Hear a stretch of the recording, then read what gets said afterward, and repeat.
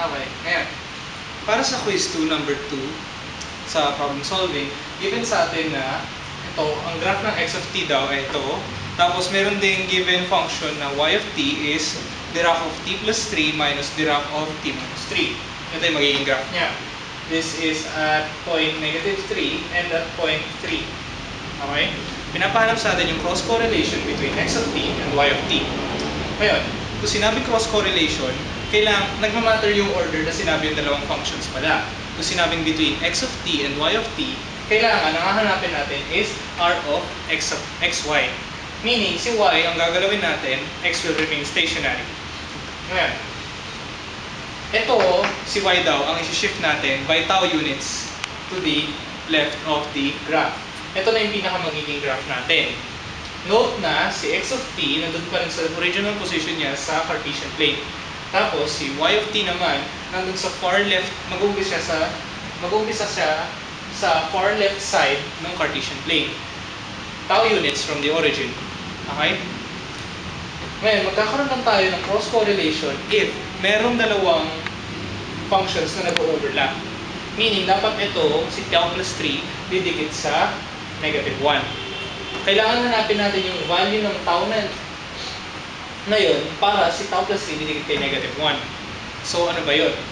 I-set natin na tau plus 3 is equal to -1. Makahanap natin na tau is equal to -4. Ngayon, bakit nga ba sinet ko pala na yung origin ay si tau? For simplicity reasons. I mean, siya yung nasa gitna eh. So, mas madali na siya na yung iset ko na tau talaga. Okay? Instead of na, kunyari, ito pa si tau plus 3, saka si tau plus 6. Okay? Moving on, nakuha natin na tau is equal to -4. Sinasabi sa atin nito na for any value of tau less than -4, ang cross correlation natin is 0 since wala namang nabobangga. Pagdating natin sa -4 na tau, tapos hindi lalagpas sa -2 si tau, magkakaroon tayo ng cross correlation since si tau plus 3 ngayon nandito na sa triangle. Nasa loob na siya. Okay? Makukuha natin yung cross correlation by integrating from -1 to tau plus 3 of x of t, y of t minus tau dt. Ngayon, sa ngayon, y of t minus tau muna yan. Ngayon lang yan. Or isa lang yan. Bakit yung limits natin from -1 to tau plus 3? Kasi, ini-imply natin na meron tayo, nagbabangga yung dalawang functions natin mula sa -1 hanggang tau plus 3. Pero in reality, sa tau plus 3 lang talaga siya nagkakaroon ng cross correlation since Dirac delta function siya. Mamaya, makikita niyo yun sa equation. So, papalitan na natin ngayon yung functions natin dito sa dalawang to. Si x of t, i-as-is muna natin siya. Mamaya makikita niyo kung bakit. Dito naman, si y of t, papalitan na natin ng Dirac delta equivalent function niya. Since Dirac function naman talaga si y. Since isang function lang naman yung tumatama dun sa dalawa, isa lang yung kailangan natin na Dirac muna. Note also na, since ginalaw natin yung Dirac natin, magbabago rin yung nasa loob ng Dirac natin. Magiging t minus quantity tau plus 3 na siya. Since yung base niya nasa tau plus 3 na. Okay? Moving on.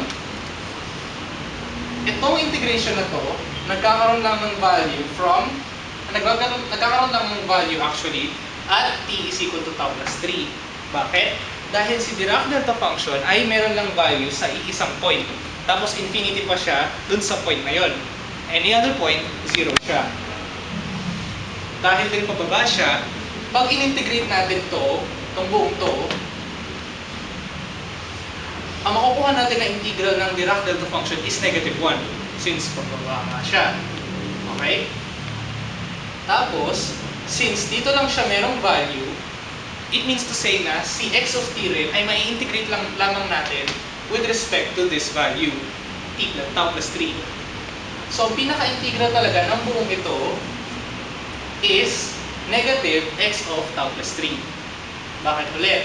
-1, minultiply natin sa x of t. Pero since x of t ay may value lang sa tau plus 3, magiging x of tau plus 3 na siya. In totality, ang rxy natin sa tau between negative 4 and negative 2 is negative x of tau plus 3. Ngayon, susunod, mawawalan ulit tayo ng cross correlation since wala na ulit na babanggang function. So, between negative 2 and 2, 0 siya. Bakit 2? Kasi hinahanap natin yung susunod na point kung saan yung isa pang Dirac naman ang tatama dun sa triangle. Means to say, yung tau minus 3 na ang tatama dun sa triangle. So, pwede natin gawin, i-equate natin si tau minus 3 sa negative 1. Bakit natin ginagawa yan? Since yan yung, sa point na to, mag-uumpisa yung banggaan ng dalawang functions or yung overlapping ng dalawang functions. Makukuha mong tau is 2. So, yun yung susunod na limit natin. Pagdating natin sa 2 hanggang 4, 4 since 2 units siya, tapos yun lang talaga yung length ng triangle, so dun lang sila magkakaroon ng cross correlation. Gagawin lang natin ulit yung ginawa natin ng process kanina. I-integrate ulit natin from negative 1 to tau minus 3 of x of t, y of t minus tau, dt. Kagaya ng ginawa natin kanina, isa-substitute natin yung original functions. Ngayon, hindi na muna natin kailangan palitan si x of t since yun nga, ang mangyayari lang is makakancel lang itong Dirac delta function tapos makakopya lang natin siya. So, si Dirac lang ang papalit natin. At dahil sinif na natin si Dirac, magbabago na rin yung base ni Dirac. Magiging Dirac of t minus quantity tau minus 3. Ngayon, itong buong function na to ay meron lang value at t is equal to tau minus 3. So, ibig sabihin, substitute na lang natin itong t na to dito. So, kaya naging x of tau minus 3. Tapos, since 1 naman siya, dahil pataas nga yung Dirac natin, at ang integral ng Dirac na pataas is 1, yan na yun. Yan na yung pinakasagot natin. Kapag ginagraph natin, ang sinasabi lang ng dalawa natin nakuha ang cross correlation is, kokopyahin mo lang si x, tapos isi-shift and flip mo lang siya. So, para dun sa una nakuha natin na negative of x of tau plus 3, i-shift mo lang siya to the left 3 units, tapos i-flip mo siya downwards. Para naman sa pangalawa natin nakuha, x of tau minus 3, i-shift mo na lang siya to the right 3 units. Ngayon, elsewhere, lalo na pagkatapos nung part na to, or at tau greater than 4, 0 na yung cross correlation since wala nang case na magkakabanggaan yung dalawang functions. So, 0 na rin siya dun sa graph natin, yung cross correlations.